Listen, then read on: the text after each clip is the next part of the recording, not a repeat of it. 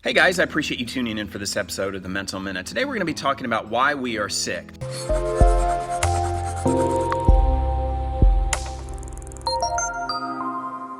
You know, being sick, being unhealthy is not a natural thing. Being healthy is. There's nothing natural about the body's imbalances of trying to correct something that we are doing to ourselves. You know, there are no quote-unquote diseases in nature. No animal has any intolerances or allergies. And actually, when a body in nature ingests something, what do? They try to heal it through rest, relaxation, drinking lots of water. There's no emotional eating in nature. There's no addictive personalities in nature. Those are things that we tend to create upon ourselves. Now, granted, we are significantly smarter than a lot of things in nature, but instead of trying to focus on correcting the sicknesses, what we should be doing is actually looking at ways to improve our health. I appreciate you guys watching it to the end. If you like these mental minutes, be sure to click the subscribe button or comment below, hit the like button, share with us how you are becoming healthy emotionally, mentally, physically, and spiritually, all through better digestion of the gut. Have a great day, folks.